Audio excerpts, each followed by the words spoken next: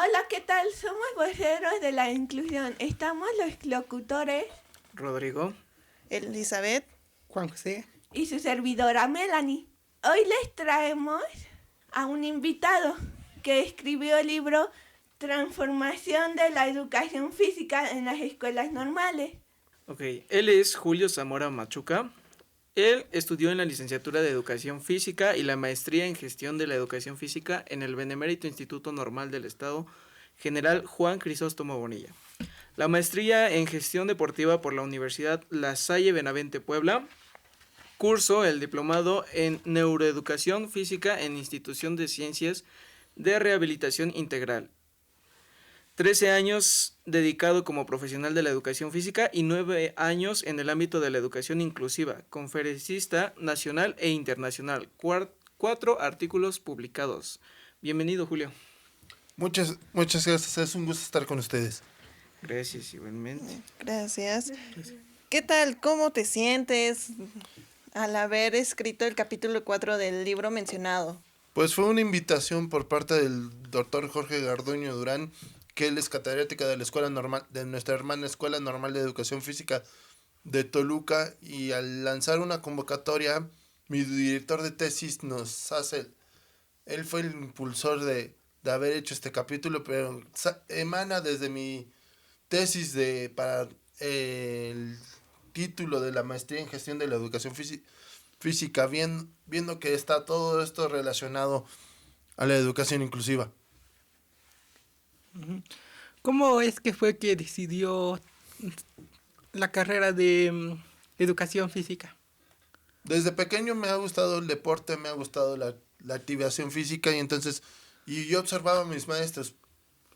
Aquí pues, se puede destacar que se puede tener un maestro tradicional de educación física y los que sí te dejaban enseñanza. A mí me inspiraron más a los que me tocaron en la preparatoria, que eran mezcla de la escuela tradicional con los que se aplicaba en la Secretaría de Educación Pública. Eso es lo que me inspira a estudiar educación física, a pesar de que tus amigos, tu familia te dicen estudia esto, porque a mí me decían que me iba a aburrir en la licenciatura de educación física en el BINE. Eso me lo decía mi cuñado, me lo decía mi hermana, y le digo, ellos estaban de que ¿por qué no te vas computación, no te vas por historia? Y me mandaban a otra escuela normal, la Normal Superior de Puebla. Le digo, casi el que les tuvo que poner un estate quieto fue mi señor padre. Me dice, deja estudiar lo que quiere tu hermano. Le digo, si sale con los estudios, déjalo, si no él se va a dar cuenta si le atina o no a la carrera. Exacto, suele pasar así, ¿no? Que todo el mundo nos dice qué estudiar, pero en el momento nosotros somos los únicos que queremos saber qué es lo que realmente. Y qué padre, ¿no? Una licenciatura en educación física, creo que es bonito, ¿no? Sí. ¿Y cómo fue para ti estudiar la licenciatura?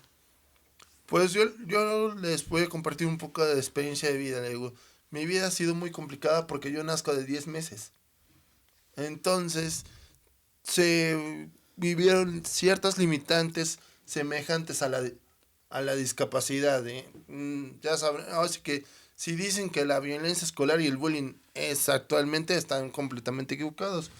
Ha existido siempre, fueron muchas limitantes por parte de maestros, fueron muchas limitantes por parte de mis compañeros, pero al llegar a la carrera, solamente yo tuve una maestra que decía que yo no tenía la vocación para maestro, y cometí el peor error. Lo dice enfrente de todo mi grupo, y ¿qué se le demostró? Se le demostró todo lo contrario, que sí se pudo estudiar la licenciatura, se obtiene el título y la cédula 4 años después. Yo ingreso en el 2006 al BINE, en ese entonces era ENEF, Escuela Normal de Educación Física, ahora es licenciatura en Educación Física del BINE, donde me siento orgulloso de haber egresado. Le digo, hasta incluso me he encontrado con esa maestra en los encuentros de los aniversarios de la ALEF o del BINE. Así que con un concepto completamente cambiado a esa expresión que hizo delante de mis compañeros, 14 años atrás. Claro, sabemos que hay a veces muchas problemáticas en cuestión de los maestros también porque muchas veces llegan a minorizar a las personas, ¿no? Pero qué bueno que demostraste lo contrario, qué bueno que saliste adelante en la licenciatura. Y mira, ahora hasta un capítulo de un libro. Bueno, han sido varios, han sido 4 publicaciones. Esto me lo permitió el doctor Garduño. Anteriormente, junto con mi mentora, la maestra María Elisa Iwi López, le mando un fuerte saludo a ella. Nos hicimos un trabajo en 2018, pero por cuestiones de la pandemia lo publican hasta 2022. Con ella he tenido 3 publicaciones de manera conjunta y también se nos une el maestro José Inés Vargas Flores, que fue hace muchos años entrenador de aquí de Puebla de patinaje de Special Olympics. Entonces, luego ellos son los motores. La maestra María Luisa en el área de educación física, el maestro José Inés desde el 2011 al área inclusiva, porque él ha trabajado la discapacidad. Sí, sí, sí. Sobre todo eso, también yo creo que también ha de conocer un poco los maestros aquí, Rodrigo, porque también estudia en el BINE. De hecho, también está estudiando la licenciatura en educación física. Entonces, yo creo que también son de la rama y se van a entender súper bien. Sí, de hecho, la maestra María Elisa Iwit, ¿cierto? Cuando yo llegué a la licenciatura era directora de la licenciatura. Fue mi maestra como para planeación.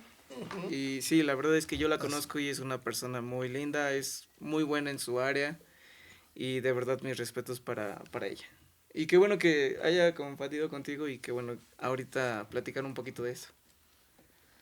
Pues sí. Bueno, ¿y cuántos años llevas ejerciendo la educación física? Yo egresé en el 2010, desde 2011 hasta la fecha. Se pueden decir ya casi 14 años como profesional de la educación física, ya en servicio de la Secretaría de Educación Pública hasta en 2015 empieza eso. Y cuando empecé yo con mi carrera en la SEP, empezó todo esto de la investigación. ¿Y cuál fue la primer problemática o qué fue lo que te impulsó para hacer esa investigación? Bueno, primero me dan la oportunidad de hablar sobre educación física y discapacidad y fue un foro de educación incluyente que lo promovió su coordinación de deportes de la Dirección de Bachilleratos de la SEP, y quien me da la oportunidad fue el maestro Pepe. Él me dice, oye Julio, ponte en contacto con este maestro, y de casualidad fuimos compañeros en la maestría allá en Benavente en gestión deportiva, y esta es la primera oportunidad que me dan para iniciar, de estar dando conferencias, charlas, talleres sobre educación física y educación inclusiva.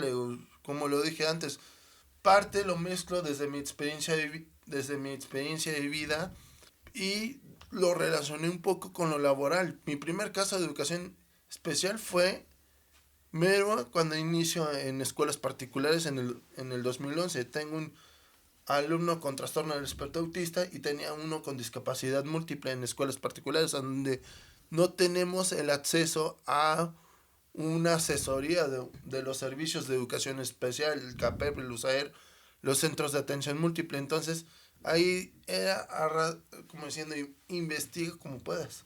Claro. Libros, internet, todo, cómo saber tratar con este tipo de personas, pero sobre todo, cómo pasar romper los paradigmas y los dilemas que se nos presentaban en esos planes de estudio. Antes estábamos todavía con el plan de estudios 2011, que era fraccionado en 3 partes. El 2004 de preescolar, el 2006 de secundaria y el 2009 de primaria. Ahí tenía yo el 2004 y el 2006, porque tenía preescolar.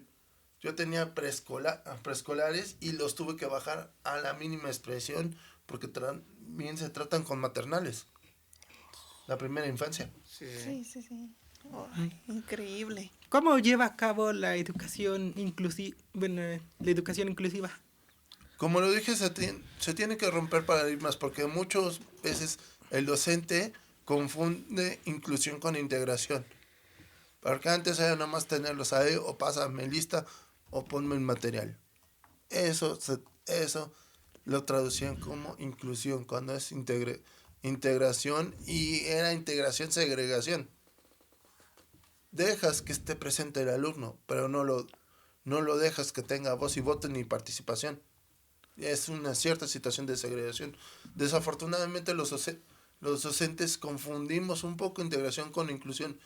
Inclusión es que esté presente en la clase, que pueda participar, que lo puedas tomar en cuenta, que él te diga si está bien o está mal, cómo le puedes decir para mejorar la actividad que está haciendo. Le digo, es tener voz y voto. Le digo, ahorita que tengo aquí a mi futuro colega, y él conoce a a mi mentor, a la maestra María Elisa Igui López, le digo, también ha de conocer al maestro José Inés Vargas Flores, que es encargado del área inclusiva en la LEF.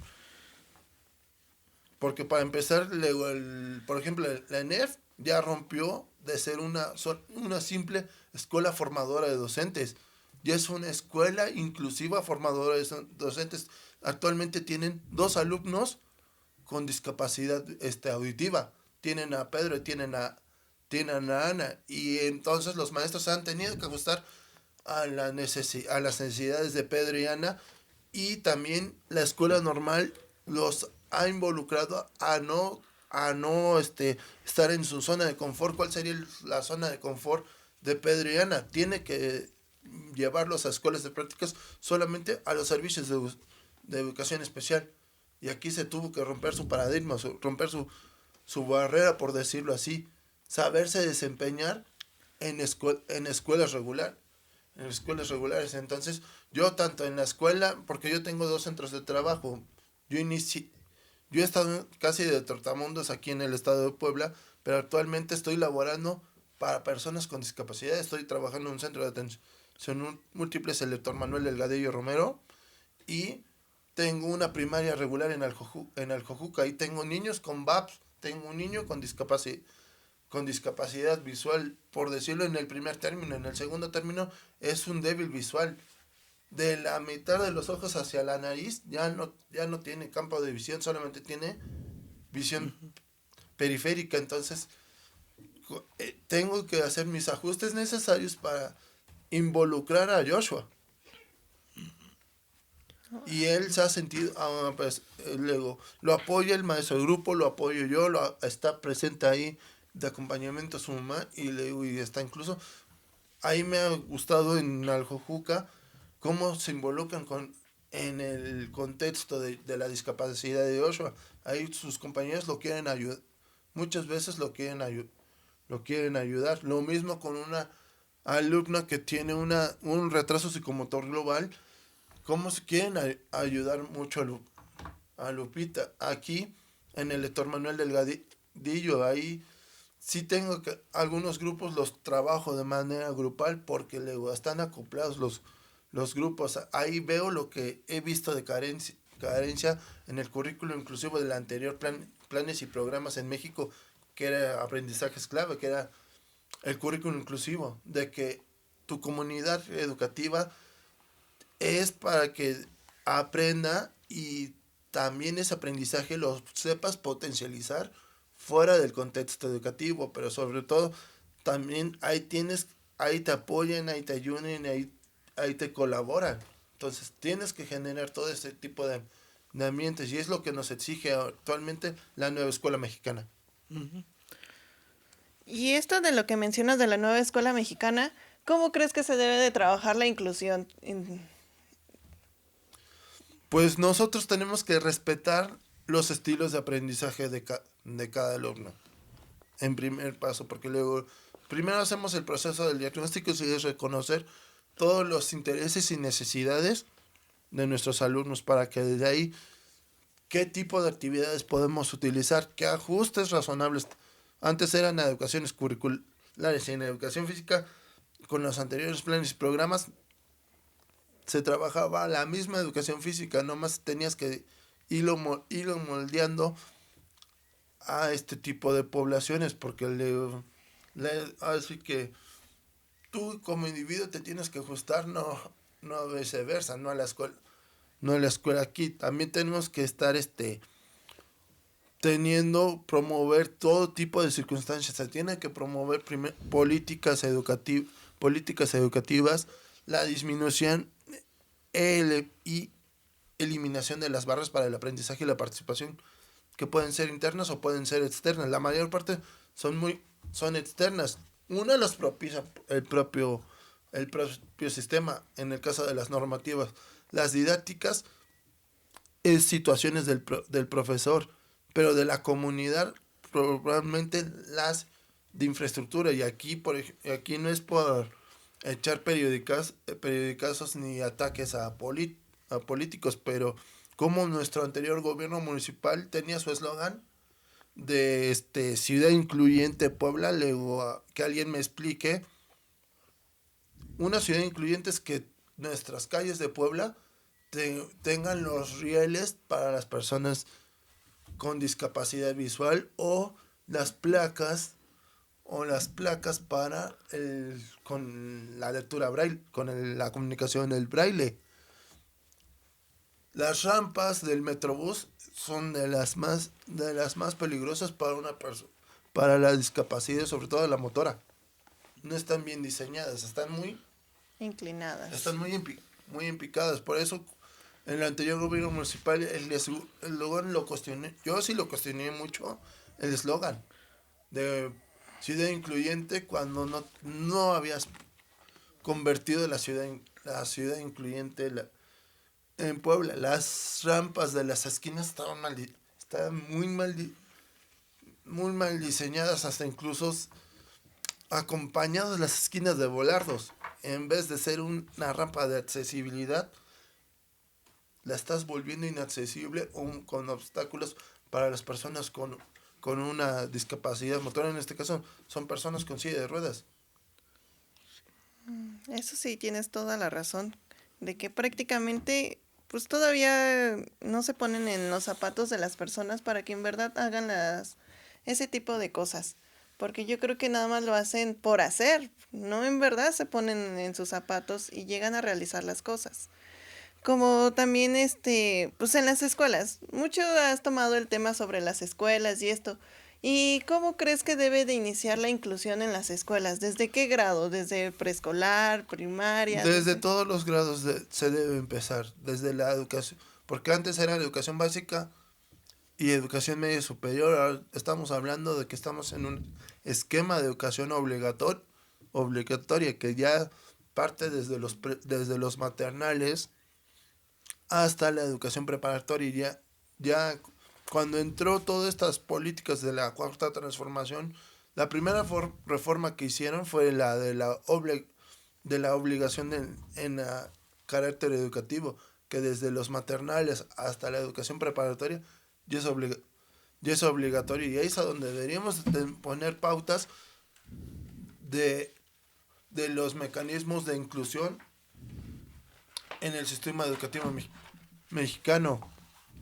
Porque luego nosotros partimos desde planes y programas que hasta incluso no teníamos lo elemental para la educación inclusiva, o lo tomaban ¿cómo se llama? Era una embarrada nomás del tema. Luego yo me formé con el plan de estudios ya era en la crisis de la educación física, así lo puedo manifestar. Yo me formé con el plan de estudios 2002, y solamente teníamos 2 materias de inclusión, que era niños y adolescentes en situaciones de riesgo y necesidades educativas especiales. Ahorita ya es meter la situación de la educación inclusiva ya en las mallas curriculares, y entonces, sobre todo, no solamente es hablar de inclusión, sino darles a los maestros, si no me dejaron mentir, que ya es justo y necesario, por ejemplo, tener una asignatura o una co-curricular con LCM.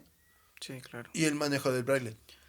Sí, totalmente de acuerdo. Yo también coincido con eso, porque yo también en la licenciatura en preescolar, yo estoy en preescolar, siento que yo llevo el plan 2018 y nada más tenemos un semestre una materia, digamos, que habla de inclusión. Y eso nada más es una embarrada. No como tal llevamos la materia de inclusión como para que recibamos alumnos con discapacidad. Nos falta más empaparnos sobre eso, que nos, como ahorita de que nos enseñen el braille, ¿cómo se llama? El lenguaje de señas, LSM. el Sí, SM. claro, definitivamente, o sea, realmente a las instituciones nos falta mucho porque, pues sí, como dicen, ¿no? O sea, es solamente una embarrada de lo que realmente es. A veces uno como docente en formación, pues llegas a las escuelas, llegas con chicos que tienen alguna discapacidad de cualquier tipo y simplemente a veces no sabes ni qué hacer porque realmente no te dan ese curso o materia la cual te incluya esa parte, ¿no? O sea, de cómo comunicarte con una persona que ocupe el lenguaje de señas mexicana, o el braille, o cualquier cosita, ¿no? O sea, de verdad no sabemos lo que realmente necesitamos. Pero en base a tu experiencia, ¿tú qué recomendarías a los docentes que hicieran para este tipo de inclusión, esta integración con las personas, alumnos con cualquier tipo de discapacidad? Tendría que hacer lo que me pasó a mí hace casi 14 años cuando tuve en contacto mis casos de TEA y de discapacidad múltiple. Tienes que ser autodidacta. Tienes que investigar de diferentes tipos de información para poder ver todos los mecanismos de inclusión a este tipo de comunidades, porque incluso se los comparto. A mí me lo hacían una pregunta hace 2 años, un apoyo técnico pedagógico en una charla con ellos. Me decían que si era alcanzable el objetivo 4 de la Agenda 2030 de la educación sostenible, que se refiere hacia la educación inclusiva. Yo le digo, si estamos como estamos y como están planeando las políticas y las políticas educativas y todas las prácticas inclusivas, luego difícilmente se va a cumplir el objetivo 4 de la Agenda 2030. Y no solamente ahorita ya es preocuparnos por la Agenda 2030 de la UNESCO. Luego ahorita están haciendo la 2050 y yo sé que ya es o mantener lo mismo que tenía en la 2030 o es replantear el objetivo 4 sobre educación inclusiva. Sí, claro. Sí, sobre todo eso. Pasando ya un poquito más a tu capítulo, La cultura de la inclusión es diferente a la cultura regular. Así, o sea, ¿cómo explicarlo? O sea, que si hay discriminación o no. Pues le digo aquí, en los contextos regulares sí hay discriminación, y lo comentaba hace un momento. Los maestros que fueron formados con las anteriores medios curriculares, o son, por decirlo así, la educación tradicional, no tenían esta formación que apenas nos están inculcando a nosotros, a las nuevas generaciones. Le digo a mí me tocó así que el principio del desmérito hacia la educación física. Le digo, yo por experiencia de vida, le digo, mis maestras de preescolar, le digo, me hicieron una discriminación tremenda. Solamente había una área que estaba consciente en apoyarme, que era el USAER. sí, En primaria solamente una maestra, porque tenía el perfil de psicóloga. Las demás no, pero ahora sí que estoy viviendo ahorita el otro lado de la moneda. Te digo, me discriminaron hace 20 años y ahorita me están siguiendo como no te imaginas en redes sociales, y los comentarios son ya muy contrarios a los que me hacían hace 20 años. No solamente los docentes, también mis compañeros. Era una discriminación, una subestimación tremenda. Y ahorita ¿cuántos colegas no hablan bien de mi persona a raíz de lo que se ha estado haciendo en materia de inclusión. Le digo, él no me lo deja mentir. Le digo, él convive con mi mentora los 190 días del calendario escolar. Le digo, yo te invitaría a que le preguntes a la maestra María Luisa quién es Julio Zamora Machuca, porque ella junto con otros maestros que están ahí en la normal, lo que es el maestro Humberto Maceda, Sí, claro. el maestro Jorge Luis, Sí. ya no está el maestro Rafael González Jiménez, está como jefe del Departamento Técnico Pedagógico de la Dirección de Educación Física. De hecho, con él me tocan mis prácticas de último año de licenciatura. Con él estuve un año. Ahí en el BIN, en el preescolar vespertino. Rara vez nos veíamos por los eventos, pero me llevo la sorpresa de reencontrármelo en el técnico pedagógico. Hace un año que llega como jefe del Departamento Técnico Pedagógico. Digo, fue un reencuentro y ahorita, afortunadamente, sigo perteneciendo, pero de manera externa, al técnico pedagógico con él. Y le digo, la verdad, cuando estuve ahorita en el proyecto de educación física inclusiva en Camino a la Discapacidad del doctor Julio Enrique Galán, cada vez en mis temas, con él llevaba una retroalimentación tremenda y se hacían todos los ajustes para ir preparando cada fecha, que era estar conversando con docentes de educación física y de educación especial durante un año. Así que fue un proyecto de 8 fechas, 8 asesorías, acompañamiento para dos niveles, que ahorita es el éxito del nivel de educación física y educación especial, que estamos juntos después de mucho tiempo. Pues sí, es una bastante historia interesante. Sí, no, y definitivamente haré mi tarea, voy a preguntar con los maestros. Afortunadamente ahora me da clase el maestro Jorge Luis García. Y sí, de verdad, o sea, yo al menos admiro mucho sus clases porque sinceramente te explica muy buen contenido, llega a sus propósitos y todo. Y de verdad voy a investigar y hacer esa tareita. ¿Para ti qué faltaría reforzar en la nueva escuela mexicana? Pues ahorita estamos ajustándonos dependiendo de los contextos. Ahorita estamos trabajando como deberíamos trabajar. Ahorita prácticamente tenemos 4 campos formativos, un programa de educación física. Para muchos dicen que es un anexo, corrección, y aquí tienen la palabra anexo.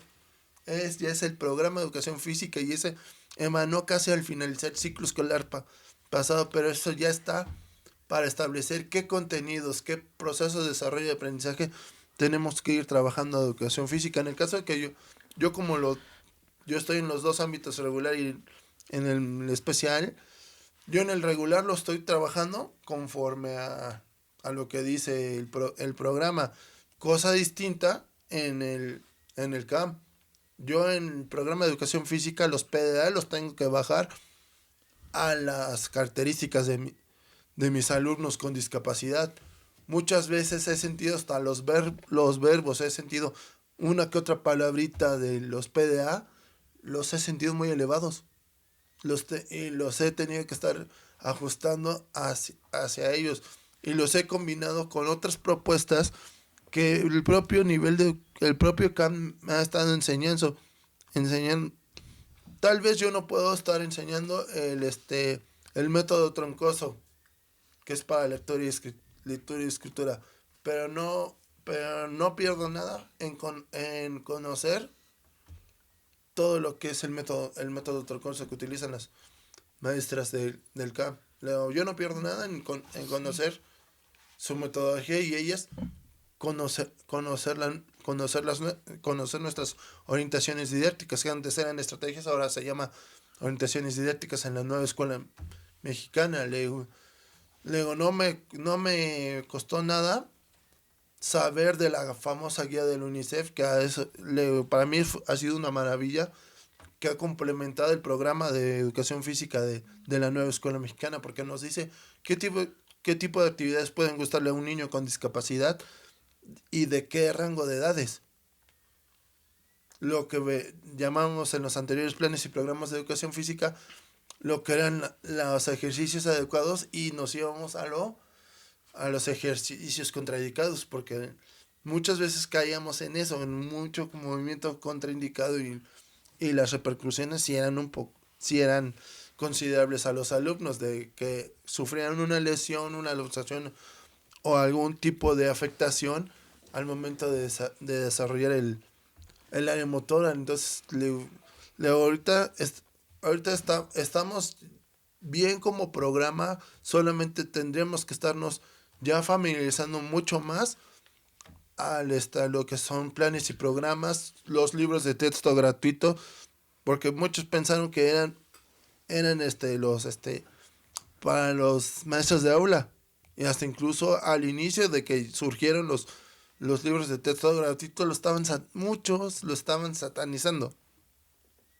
Sí. Estaban satanizando los libros de texto gratuito cuando tienen actividades que se pueden vincular con cualquier disciplina de los 4 campos formativos y de los 7 ejes articuladores. Luego, yo trabajo plano didáctico con ajustes razonables en el caso del CAM, vinculo metodologías del CAM, hasta incluso de las famosas habilidades adaptativas de educación especial. Pero como tenemos, por ejemplo, en el Héctor Manuel está el área de terapia física y está educación física.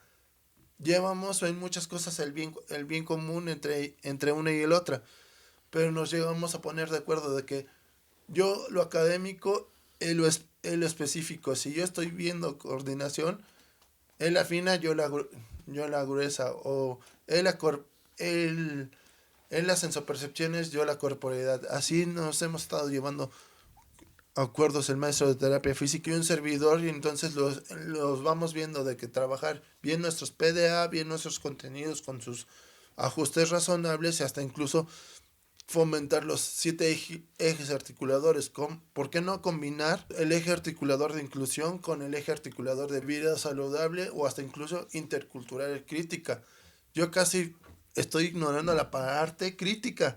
Fomentar la interculturalidad, el respeto de nuestras raíces. México es un país con una interculturalidad muy rica, y mis inicios fueron en la Sierra de Puebla, con niños de habla totonaco. Entonces, desde ahí digo, también desde mi contexto ya en la SEP, yo partí desde que me mandaron a la comunidad de San Mateo de Tlacotepec, le pertenece al municipio de Huacatlán. El 90% de mis alumnos eran hablantes totonacos, por 10% de dialectos. Corrí con suerte de que mis alumnos del dialecto me traducían mis indicaciones para que me entendieran los demás. Hasta incluso con no ofendo a ningún docente de cualquier nivel, pero llegaban con el argumento absurdo en cada consejo técnico que la lengua materna era una barrera para el aprendizaje y la participación, cuando se tenía que ver que era una barrera de enseñanza. Pero también es buscar los medios, cómo vas a llegar a tu población. ¿Cómo hay que hablar con los niños que tienen discapacidad y no tienen comunicación? Por ejemplo, aquí me están refiriendo podemos tener que sean alumnos con una discapacidad auditiva, pero afortunadamente la discapacidad auditiva yo lo he vivido con 2-3 casos que he tenido. Ellos no solamente han aprendido con la lengua de señas, aprenden de los gestos, aprenden de las expresiones y aprenden del esquema corporal. Yo tenía una niña en Cuauhtémoc que no me sabía señas, pero con mi esquema corporal y yo con algunas señas simbólicas, o yo moviéndome, es como me llegué a comunicar con ella. Y ella tranquilamente, como una niña regular, común, hacía las actividades de educación física. Wow.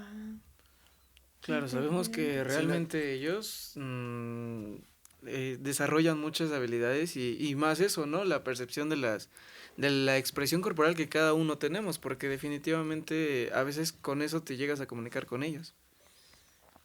O vámonos con otras discapacidades,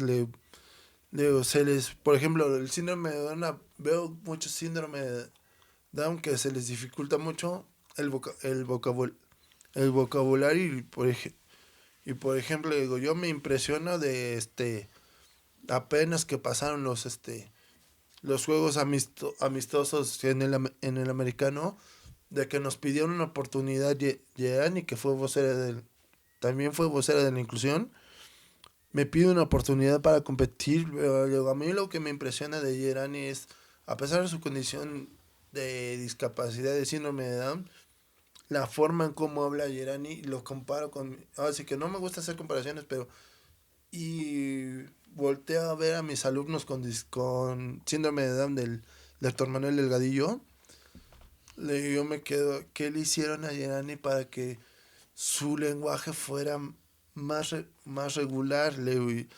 Y algunas veces casi en modismos o en algunas señas me entienden mis chicos con síndrome de Down en el CAM, de que Constanza hace esto y sí me contesta sí o qué, y poco a poco ellos se han ido retroalimentando para que mejore su lenguaje. Le digo, y también nosotros hacemos lo que nos corresponde, no es por meternos con las otras áreas de un campo, porque hay un área de comunicación, entonces lo del lenguaje le corresponde al área de comunicación, pero aguas, le digo, el lenguaje hablado, pero el lenguaje expresivo sí nos corresponde a nosotros, maestros de educación física. Exacto, totalmente de acuerdo en esa parte.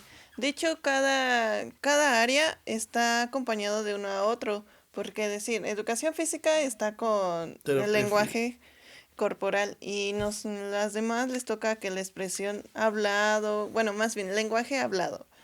En esa parte tienes toda la razón y cada uno va apoyando al chico para que vaya también desarrollándose. Mencionas mucho sobre las maestras de grupo, digamos, las maestras titulares. ¿Qué les dirías a ellas? ¿Qué les dirías sobre la inclusión? ¿Cómo deben de trabajar en esta parte?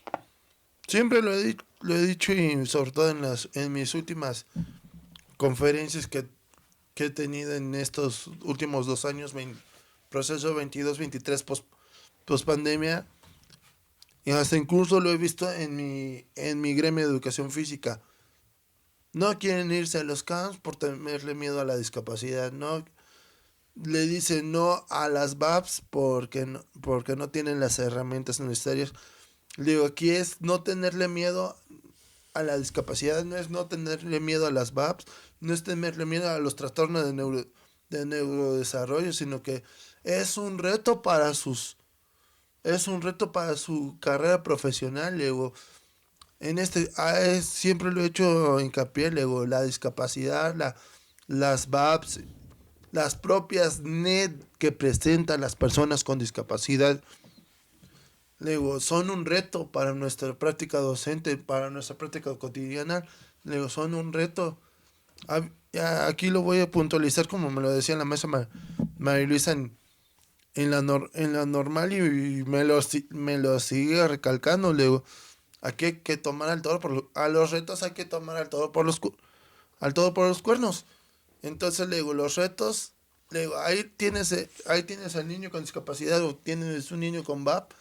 Luego, tu reto es desarrollar lo que él necesita de manera académica y de manera social, porque no solamente es contribuirle que tengan educación y conocimientos, sino que aparte también desde el contexto educativo tenemos que darle las herramientas sociales para que se puedan vivir en una sociedad común. Claro, no depende también a veces de lo educativo nada más, sino también de lo social y del contexto en el que llegan a vivir los chicos o chicas. Entonces, ¿qué consejo tú le darías a los docentes en formación que ahora tenemos? Digo, primero le digo, es afrontar el reto que tienen. Cuando tienes un alumno con una discapacidad o enfrente en una VAP, pero sobre todo es invitarlos a ser autodidactas. No sabes qué es un trastorno del espectro autista, métete a todo tipo de fuentes de información, investigate qué es, cómo se origina, cómo los puedes tratar, cómo puedes tratar sin causar sin causarle crisis, sin causarle todo lo que es perjudicial para ellos. Y también, sobre todo, de que no todos los TEAs son iguales. Es grado 1, grado 2, grado 3. Hay TEAs funcionales y no te causan ningún problema, pero hay TEAs que te van a costar muchísimo trabajo tratar con ellos. Entonces te tienes que estar retroalimentando y luego tienes que ser autodidacta, tienes que pasar por el mismo proceso que yo pasé exactamente 14 años atrás. Claro. Y ahora con las grandes herramientas que tenemos, como lo es el internet, hay librerías, hay de todo, realmente pues creo que ahora podemos ser más autodidactas, ¿no? Más autónomos en cuestión de investigación acerca de estos temas, pero como lo has dicho, pues simplemente es tomar al toro por los cuernos, porque si no, nunca vamos a poder avanzar en este tema. ¿Cómo es que fue tu experiencia en la escuela? Como lo dije, fue muy difícil. Fue muy difícil desde preescolar hasta el bachillerato. Todavía un poquito en la licenciatura también se me hizo medio difícil hasta que llegó a manos de la maestra María Luisa Iguir López, del maestro Humberto Maceda Gómez. A pesar de que no me dio clases, pero el maestro Jorge Luis fue mi primer lector del documento recepcional cuando se hacía documentos recepcionales en la normal. Entonces ellos fueron canalizando qué características eran Julio, pero también se metieron una meta de que Julio Zamora Machuca tenía que salir no con las mejores, tenía que salir con las competencias posibles para ejercer la profesión. Entonces, eso fue el propósito de ellos. Se sumó en ese entonces era mi tutor de prácticas, el maestro Rafael González Jiménez. Luego ellos se lo propusieron, luego los resultados se han visto reflejados 5 o 6 años después de que egresé de la licenciatura. Luego yo no me imaginé que me fueran a invitar el maestro José Inés Vargas. También contribuyó en un proceso también muy importante. Él me conoce en el 2011, justo cuando yo empiezo a trabajar en escuelas particulares. Yo ingreso a la maestría en el centro de posgrados. 6 meses después llego a conocer al maestro José Inés Vargas, y al ver todas mis características también se fijó un propósito y lo dice a pulso cada foro que nos encontramos él y yo. Él hace los temas con mucho cariño, se lo dedica a todas las personas con discapacidad que han pasado por sus manos, y ahorita lo hace con un poco más de orgullo, sabiendo que yo ya estoy ejerciendo la profesión, y lo ha dicho muchas veces que es de los maestros que más me exigieron. Yo le digo, no eres el único, le digo, Pepe, le digo, no lo ves, pero también María Luisa ha estado ahí exigiéndome al máximo de que no se me den un detallito profesional dentro de mi carrera, como dicen, una manchita en mi carrera. Le digo, han estado ahí los dos al pie de cañón junto con los demás. Le digo, entonces fue una propuesta muy interesante, cómo partir desde la subestimación, el bullying, hacerme de menos, y cómo te encuentras a profesionales de la educación física con ese humanismo, porque luego también Nueva Escuela Mexicana te exige eso, ya es un plan y programa humanista. Más allá de todo lo que digan medios de comunicación, le digo, es de perfil humanista de la nueva escuela mexicana, o sea, procura ser de lo humanista, pero sobre todo muy contextualizado, porque toma en cuenta a la comunidad, porque le digo, no es lo mismo como son mis alumnos en Aljojuca, a cómo son a los del sur de la ciudad de Puebla y con una discapacidad, o a mis alumnos que yo tuve en Aljojuca, en Atlisco o en Zacatlán. Sí. Eso es muy cierto. Mencionas mucho la parte de que en el preescolar no fue la mejor etapa y para muchos también fue esa parte que en el preescolar no fue mucho porque la discriminación vino desde las maestras. ¿Qué les dirías a a las futuras maestras de preescolar para que ya no hagan ese tipo de discriminación? Saben perfectamente que por artículo 3 nosotros difícilmente, para evitar hacer una cosa, pero ya nos estamos volviendo a muchas veces nos aplican la norma, ya estamos muy normalizados, sea por la Constitución, sea por planes y programas, o hasta incluso por lo que nos dicen la famoso reglamento interior de la SEP o las condiciones de trabajo de la Secretaría de Educación Pública, porque le digo, ahí estoy hablando de hace 32 años que pasé por el preescolar. Le digo, el bullying era por una situación que yo tenía de lenguaje. Pensaba que yo cantaba cuando yo estaba casi hilando palabras, sílabas y todo lo demás. Estaba en un proceso de tartamudeo y lo confundían con el cantar y ahí lo interpretaban de estar dándole todo un show al salón, que hasta incluso se llegó a enterar por parte de mis compañeros. Mi mamá le decían a mi mamá que qué bien canto en la clase y le digo, sí, para mi mamá sí fue una indignación y ni se diga para mi terapeuta de USAER, le digo, son actos indignantes, le digo, prácticamente le digo, el mensaje, le digo, no solamente es para un solo sector de un nivel educativo, sino que sería en general. En general, y lo dije ahorita, le digo, uno, afrontas a estos alumnos como reto y tienes que hacerte un compromiso para sobrellevar a ese alumno, porque le digo, en mis conferencias tener un alumno con bajo, con una discapacidad, implica que debas estar siguiendo el proceso, te pone una obligación más.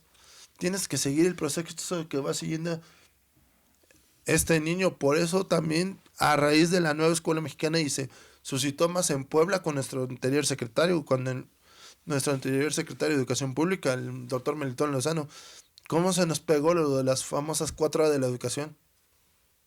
Ahí tienes que primero aceptar a los alumnos tal y como aquí tenemos que aceptar a los alumnos tal y como son. Para tener esa accesibilidad, tenemos que hacer los ajustes de acuerdo a sus intereses, necesidades y formas de desarrollo. La asequibilidad, que es tenemos que estar 24, así que prácticamente diríamos que nosotros trabajamos de lunes a viernes, a veces tenemos que estar 24/7, sobre todo si realmente nos interesa el uno. Le digo, y por último, le digo, nuestras actividades se tienen que estar en un proceso de adaptabilidad para que pueda tener ese conocimiento, ese aprendizaje, ese alumno. Y a mis alumnos casi les digo, a veces sé que son niños, pero a veces les da hasta por burlarse del otro. Y yo le digo, no. Le digo, a ver, ¿te gustaría que él te la regresara, se burlara de un error tuyo? Y me dicen, no. Le digo, no te burles, le digo, no. Le digo, aquí en este mundo no venimos a hacer de menos a los demás. Le digo, ¿sabes qué? Le digo, aquí entiéndeme esto. Tú eres tú. Le digo, el único obstáculo que tienes eres tú mismo. Tú sabes si quieres progresar o te quieres estancar. Pero luego te digo, es para a nivel general a los maestros, luego, y también lo podemos relacionar con esta frase de que no le hagas a lo que no quieres que le hagan a tus hijos. Porque casi, ahorita yo a mis 36 años y sigo soltero, casi a mis alumnos, casi muchas veces los trato como mis hijos en la escuela, y así debemos ser los docentes. Casi lo tratamos como nuestros hijos adoptivos, tratando de procurarlos y de cuidarlos y que sacar la mejor versión de ellos. Luego, no hay que subestimar, nos tenemos que ser autodidactas y a ellos, luego, ¿no? Es darles la oportunidad, porque hay una teoría, porque un niño con discapacidad o una VA, aunque no lo crean, en su mayor o menor medida te enseña mucho, y no solamente de lo que es capaz. Muchas veces esa capacidad se vuelve en talento y excepcionalidad. Muy cierto, tienes toda la razón de esa parte. Y vamos por la última pregunta, que sería... ¿Cómo fue el desarrollo socioemocional y el aprendizaje? Pues luego, mi aprendizaje, para empezar, mi proceso de aprendizaje, y muchos me lo han dicho a raíz de la maestría, muchos de mis compañeros, a pesar de que sabían que tuve yo limitantes en mi proceso de desarrollo, se dieron cuenta que tengo desarrolladas cualidades. Por ejemplo, mi compañera del técnico pedagógico, Alejandra Luna, se da cuenta que yo tengo buen sentido tengo buen sentido de la orientación, y se dieron cuenta muchos compañeros durante toda mi vida. Ni se diga la memoria, porque luego, como hasta de chiquito yo me sabía bien, desde el número 1 hasta el último, hasta mí, de quienes conformábamos el salón, y se quedaban muchos de que, ¿cómo le hace este cuate para saberse el nombre de todos? Y nosotros ni en cuenta, no se acordaban. Luego, lo socioemocional tuvieron sus partes buenas y partes malas, porque luego la parte buena, para empezar, quien estuvo atrás de todo mi proceso, que fue mi mamá, y lo sigue siendo. El segundo en haber aceptado mi condición y ya estar atrás de mí, mi señor padre. La que le costó mucho más trabajo de ser esa aceptación y concientización de mi condición, de mi forma de ser, fue mi hermana mayor. Cuando yo llego allá, y luego, hasta hace unos 6 años, mi hermana siempre me ha tratado como intruso. Mi hermana siempre me trató como intruso, luego, sabiendo de que creo que la prioridad de ella, casi de mi familia, era ella. Luego, al llegar yo, sí empezó a haber conflicto, y sobre todo la diferencia de edades. Mi hermana Sara y yo nos llevamos 9 años de diferencia. Luego, sí pudo haber un conflicto hasta de lo socioemocional, primero para ella y después para mí. Prácticamente llegamos a hacer las paces hace 6 años, porque luego hasta incluso no faltará el día que, no solamente en los cumpleaños, no faltará el día de que o me pregunta cómo estoy, o cómo le hacemos para hacer esto, hermano. Una llamada por parte de ella. Muy interesante. La verdad, sí nos quedamos con más preguntas de hacerte, de decirte, Y más que nada te agradecemos por venir. Yo creo que va a haber un segundo capítulo sobre hablando de esto, porque son temas muy importantes y más que nada una persona experta que ha crecido y ha demostrado lo contrario a ciertas personas que lo llegaron a ofender, lo llegaron a discriminar, cuando ahorita, como tú mismo lo estás diciendo, ahorita te siguen, todos los comentarios son positivos. Qué gran orgullo es estar, la verdad, muchas felicidades, la verdad sí te felicito de corazón, porque sí me impresionas demasiado. Y todo lo que ya has publicado de los 4 capítulos, y luego esta parte, la verdad, y todo en verdad lo que nos dices es muy interesante. Yo creo que sí, como lo mencioné, va a haber una segunda parte. Te vamos a hacer la invitación para que vengamos de nuevo aquí a grabar. Y antes que nada, pues muchísimas gracias por venir este día a grabar este episodio.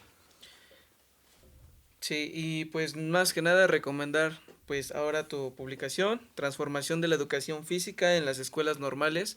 De verdad, léanlo, es demasiado interesante. Y bueno, el capítulo 4, que sinceramente es el más bueno y el escrito por nuestro aquí amigable Julio. Espero lo lean y pues nada, ¿alguien tiene que agregar algo? Me da mucho gusto de haberte conocido, Julio. ¿Algo que quieras agregar, Julio? Leo, primero es siempre estar agradecidos con todos, Leo. Primero es estar agradecido con Dios, Leo. Yo estoy agradecido con la familia con la familia que me dio, con la gente que me conoce, Leo. Con la gente que me conoce, porque Leo, los alcances han sido enormes hasta...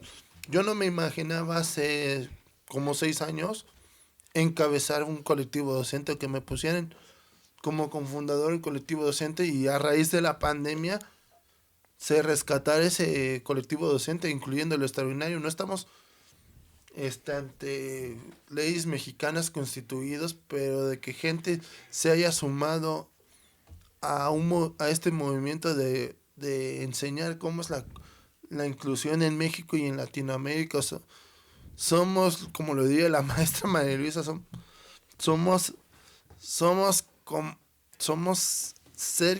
más de 50 agentes entre mexicanos y latinos, porque tenemos colegas de Guatemala, colegas de Colombia, de Perú, de Venezuela, Argentina, que se sumaron a este proyecto, incluyendo lo extraordinario, pero sobre todo son gente con experiencia, Leo. Unos por la edad, ya no tienen el gusto de estar con nosotros. Uno de ellos, un gran mentor para muchos aquí en Puebla, el maestro Alfredo Heriberto Villegas Mendoza, que es el sensei del maestro Pepe, de la maestra María Luisa, y fue mi sensei. Había gente como ellos, pero que lo encabece alguien de menor experiencia, o por decirlo así, tanto de menor experiencia y juventud, yo no me lo esperaba, de que la maestra María Luisa, el maestro Pepe, el maestro Beto Villegas, gente con con mayor trayectoria que la mía, se dieran la confianza de dejarme las riendas, incluyendo el extraordinario, de ser su líder, y sobre todo de sobrellevarnos hacia diferentes eventos, porque cuando fue directora la maestra María Luisa Gui López, se dio la oportunidad de que se hiciera el conversatorio latinoamericano de educación inclusiva, que solamente han tenido 12 ediciones, y ahorita estamos en la expectativa de volver a retomar el conversatorio latinoamericano, porque ya tenemos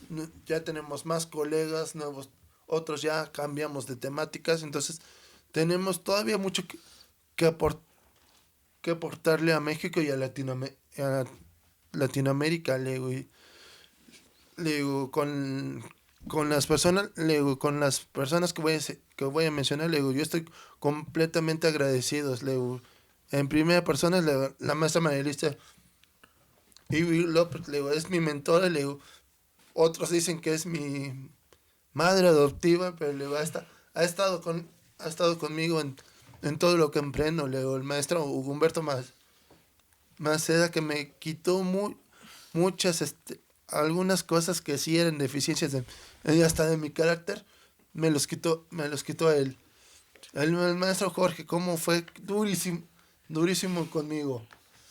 El maestro Rafa González, él se tomó la tarea de formarme en mi último año de licenciatura durante mi servicio social y retomar ese reto de seguirme formando hace un año cuando llega al técnico pedagógico. Pues con ellos estoy completamente agradecido y saben que aquí está el resultado. Le digo, y uno más especial, el maestro José Inés Vargas, porque le digo, él desde que me conoce, él trata de que mi parte inclusiva sea lo más destacable para mí.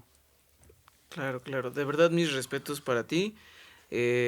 Por mi cuenta corre que yo les mando este capítulo para ellos, para los maestros Ya lo tienen hecho. y no, el capítulo del podcast. Ah, Para que te escuchen, para que escuchen las grandes cosas que hablas sobre ellos. Y pues nada, agradecidos. Muchísimas gracias, Julio, por aceptar esta invitación y recuerden seguirnos en nuestras redes sociales, que somos Special Olympics México Puebla, y y muchísimas gracias por su atención. Nos vemos en el próximo episodio. Somos voceros de la inclusión. Gracias.